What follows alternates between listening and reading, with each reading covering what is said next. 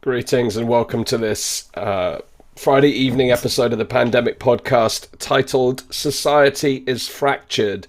In this brief episode, I'm going to talk through some of my observations and what I'm witnessing in society as we navigate the complexities of the COVID-19 response and what pressures this is placing upon the social fabric that we are all operating within. Over the last few days, I've had some fascinating conversations around the descent into totalitarianism as a result of the response to COVID-19. We've seen indications of this more authoritarian style response throughout the duration of this crisis. And it's coming to a head at this point whereby we should be entering into this place of freedom and entering into a place of normality whilst paying attention to particular threats as they emerge. However, what we are witnessing through the press and through society as a whole is a real divide between the those who have had a vaccine or both sets of vaccines, or three sets depending on where you live, and those who have chosen not to have the vaccine or those who have been unable to have the vaccine. And I deliberately describe it in those terms because what we're witnessing is a simple labeling of fully vaccinated versus unvaccinated, and already labeling is occurring here. And with that labeling comes stigmatization, which I'm going to talk about within this episode. Now, however you feel about the virus, the pandemic, what we've been through over the last 17, 18 months, the reality is inescapable. We've all been through it together. Every one of us has been impacted in some way by the response to COVID-19, and each one of us has had our own unique version of events. But nonetheless, it is also true that all of us will continue to experience what we're experiencing, and until we are able to work more closely together as a society, we will find it increasingly hard to navigate the next phases.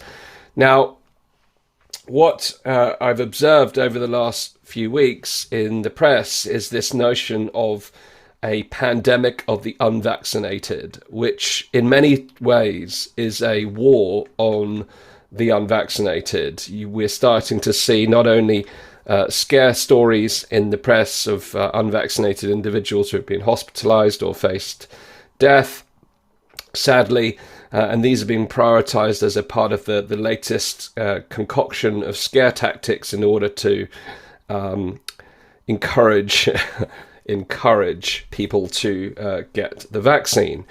The reality is we have faced a situation where the rulebook for medical procedures and how they are promoted, marketed and advertised has been thrown out of the window. In fact, there is in the UK, there is something called the Blue Guide, which provides advertising standards for medical products. And if you take the time to download that guide, you'll see that that was amended in November 2020 prior to the vaccines being deployed, which inevitably has created the groundwork for the types of coercive messaging that we've seen, and also the kind of carrot and stick approach where people are being incentivized with freebies, discounts, and a whole manner of other things as part of this attempt to persuade, coerce, or threaten people to become vaccinated. And this now has extended beyond this into a broader, effectively, war on the unvaccinated to essentially categorize, stigmatize, and dehumanize those who have been unable to get the vaccine or those who have chosen not to have the vaccine. And as a result, we're seeing great fractures emerging in society, particularly in the context of the prospect of vaccine passports themselves, which in their very nature have the capacity and capability to divide society based upon immunization status, more about which I'll speak in a moment. But if you look throughout history, in the history books where there have been minority groups that have been persecuted or worse, you'll see that there are patterns of behavior. This is well documented. There's in fact a 10-step process to genocide that has been written about by observing these atrocities in the past. Now, I'm not saying that the unvaccinated are on a path to genocide, but the precursors, in all seriousness, are being witnessed now, in terms of some of the early behaviors that have been seen where discrimination occurs. And the first step we've seen is that people are being now classified as unvaccinated. And again, remember how I opened this episode by discussing how the distinction between someone who has had a vaccine and someone who has not had a vaccine, rather than labeling them vaccinated or unvaccinated.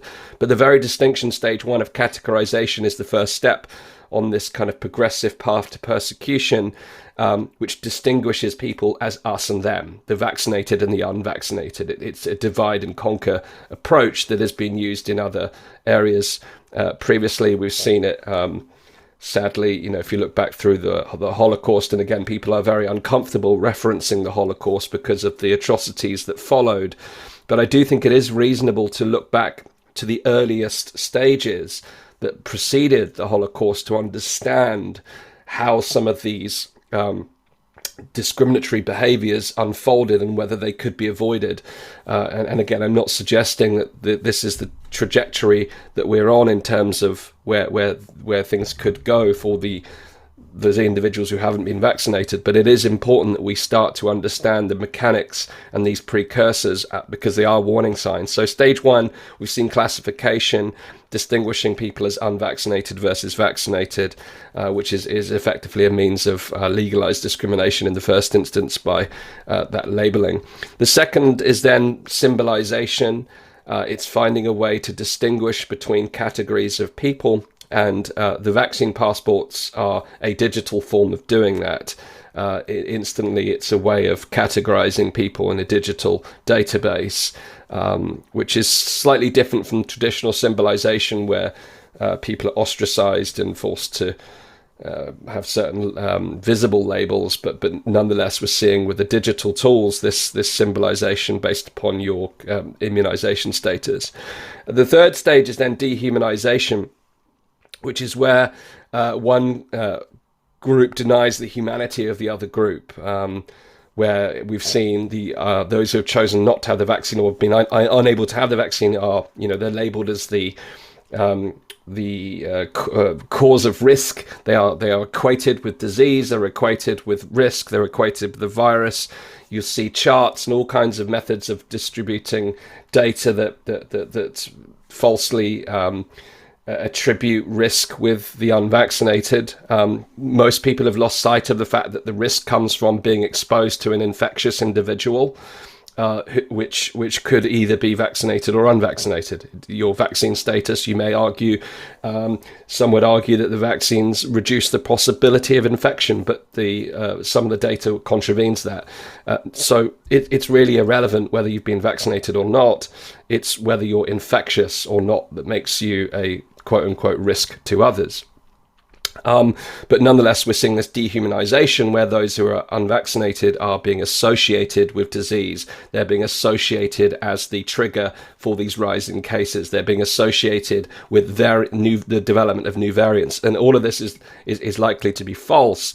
But it's that process of dehumanization which sadly overcomes the normal human revulsion against harm towards others. So whilst, if someone was being bullied or someone was being physically attacked, you would potentially try to intervene and stop that behavior. When someone becomes dehumanized in the way that we're seeing, that normal revulsion against that harmful behavior towards others is overlooked, meaning that it's more likely that people can be stigmatized and discriminated against.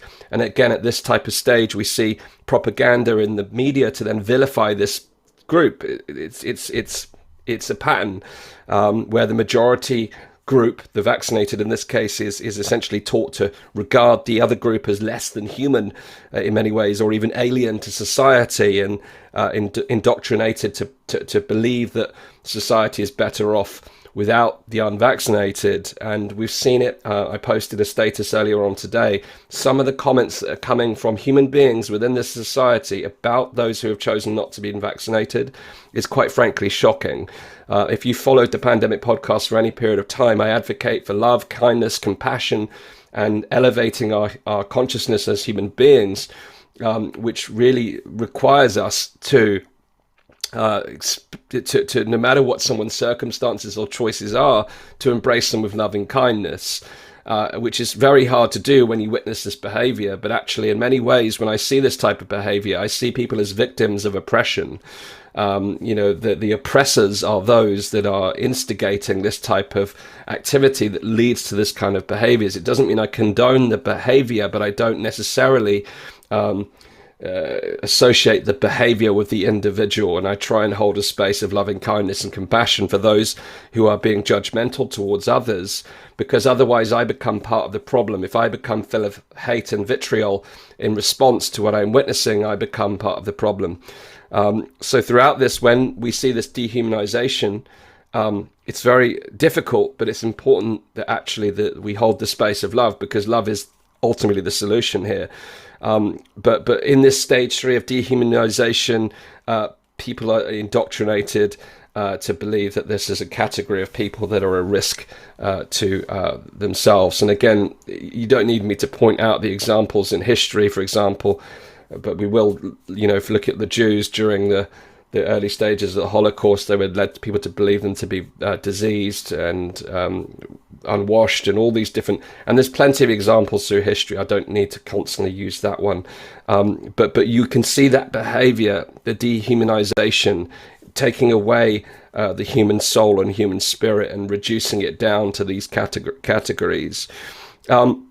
Then stage 4 is discrimination, and we're seeing around the world now policies where the rights of those who are unvaccinated, those who have chosen not to be vaccinated, or those who are unable to be vaccinated, are having their rights and access to society limited. And again, this is a classic example. And people will argue that this is different. This is about a virus. This is about reducing risk. It's not, because the reality is, if you wanted to reduce risk, going back to the key point, that it's infectiousness that is the problem, and I don't advocate for this, by the way, but if you really wanted to establish risk, you would focus on identifying infectious individuals, which some would argue what the mass testing has been all about, but it's been flawed on the basis that we haven't focused on the likely sources of infectiousness, which is typically symptomatic people. A lot of people I've spoken to that have had the virus in recent weeks and months have been able to almost identify the specific time and occasion that they contracted the virus, on the basis that they can say, well, I was in this environment, this person was coughing, or this person was breaking down in a fever, and demonstrating these patterns of sickness. So if it was really about reducing risk, then vaccine passports wouldn't focus on vaccine status, but infectiousness, which could be measured by monitoring for symptoms. Now, again, I'm not advocating that we go down this approach of a track and trace society, but I'm making the explicit point that if this was about risk, you wouldn't focus on vaccines or whether someone's been vaccinated or not, because that's not the determining factor. Because as we know, we've seen sadly breakout cases amongst the vaccinations. There's no guarantee that the vaccines are going to reduce infectiousness or transmission. That was never a primary endpoint of the products being developed. So it's a false expectation that one would have, and it creates a false sense of assurance.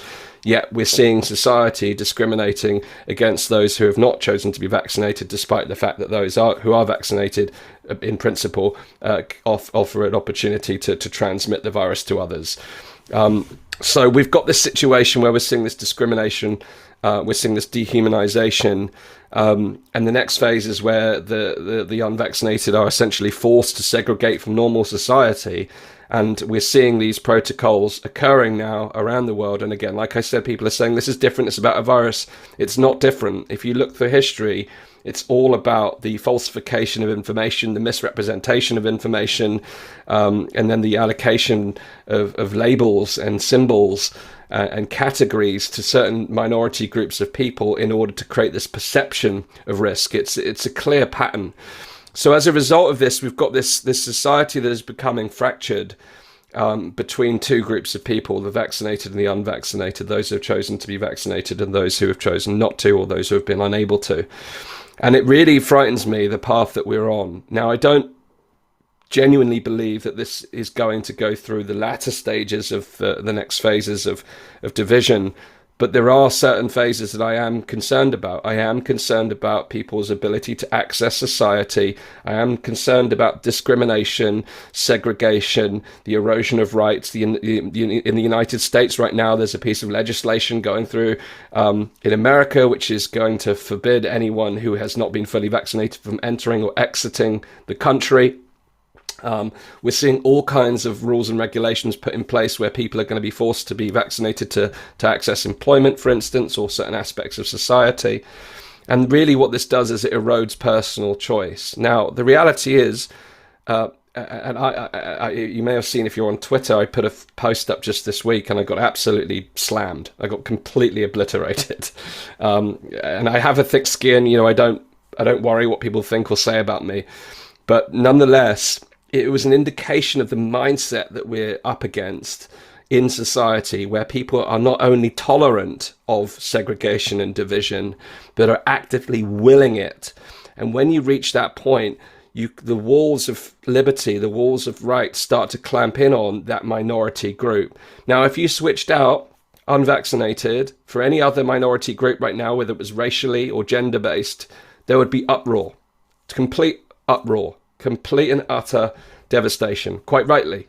But because it's based upon an immunization status within the context of a pandemic, we're seeing this complete ignorance. And again, it's that point of dehumanization where that normal path of revulsion, which would actually normally trigger that inbuilt mechanism to say that's not just, that's unjust, that's discrimination, that's being eroded. So we've got this situation where all of this is occurring and the fabric of society is breaking down, and the walls are clamping down on those who have chosen not to be vaccinated or who have been unable to be vaccinated. So my plea right now is that we have to, as society, the only way to overcome this. And on the point of vaccine passports, right now people are, maybe some people think it's a way to safely reaccess society. Again, there's a real lack of evidence based upon just some of the principles we've talked about here. But some people have to recognize where this is going. If you look into any of the industry data on digital identification, there's billions been spent on digital IDs, and many of it is based around the prospect of other behavioral indicators. So whilst right now some people might be very happy that they see this vaccine status to give this illusion of safety, but what type of future could this lead towards? Because we're seeing a new social contract being dressed up based upon providing the right credentials. Today it's a COVID-19 vaccine, tomorrow it might be something else. And what could this lead towards? Where a society where our every move is watched and every behavior digitally tracked and traced based upon the whims of the government. Now, alongside the potential for abuse of power of the government, the knock-on effects of nationwide surveillance in this way could further divide society, creating classes of people depending on not just your credentials in terms of a vaccine, but how your behavior is judged by the state. If you've got bad credit or been caught speeding, you don't pay your bills on time, or you neglect to exercise for too long, or you don't purchase enough fruits and vegetables, or you fail to recycle your household waste, you could lose certain rights. You lose rights such as booking flights or travel, even access to healthcare or education or employment. Now, these are all very real prospects, and we know they are because we've seen them in other parts of society. Yet what most people aren't willing to entertain is that is the path that we could end up on. It's all very well people feeling that their current predicament, they're going to be more safe being around people who have been vaccinated. But the moment that line moves, which it will, it will move, then it may put them in a situation where all of a sudden their behaviors, their current behaviors and credentials are now limiting their own access to society. So is this the society that we want to allow ourselves to be led into, where we're judged and segregated based upon our behaviors and credentials? Or is there a better way? Is there a way for us to look forward with greater hope and optimism as we begin to responsibly now live with the virus? We all want health, safety, security for our families and communities, but not with unnecessary infringements upon our way of life that not only create checkpoint societies, but fracture the very fabric of society and create division amongst our fellow human beings. There is simply no justification for it. And the only way that we can prevent this from happening is to simply reject this now. We have to reject vaccine passports, but we also have to unify together, side by side, those who've been vaccinated, those who haven't been vaccinated, to take a higher moral ground and say that it's not acceptable to discriminate and segregate. It's not acceptable to dehumanize people. It's not acceptable to bully people. It's not acceptable to coerce. We stand for a better standard. As a society, we reject this type of behavior because we hold ourselves to a higher level of moral ground. We hold higher level of consciousness. We don't want to divide. We want to love and connect and support one another in order to reduce these divisions and these fractures that are emerging in society, so that collectively we can evolve and that we can move forward and create a better society for the people on the planet. This cannot happen under the conditions of the fractured divisions that are emerging within society. And it's down to every one of us to say no and join hands with, whether vaccinated or unvaccinated, link arms and say enough's enough. The line keeps moving. Now we draw the line. We are the ones that draw the line. We say no, and we choose to unite, and we choose to come together to responsibly move forward and to do what it takes to look after the vulnerable, yes, but ultimately to move forward together so that we can co-create a better society from here forth. So I wanted to leave you that message here on a Friday night. It's down to us. Change is in our hands. We cannot allow the fabric of society to become fractured and divided. It's very much up to us to create that better world, because it's not going to be done by anyone else other than the people themselves to make that conscious choice to create a better world and a better future and a better society for the people on the planet. So I'll say good night to you for now. Enjoy your weekends. Thank you very much for tuning in and sharing the Pandemic Podcast. Please do subscribe if you haven't done so already. Just take a moment of your time to go to danjgregory.com/pandemic. Sign up to our newsletter to get the latest updates. Got some fantastic interviews coming up next week. But in the meantime, wonderful weekend, and I look forward to seeing you again next time. Peace and love. I'll see you soon.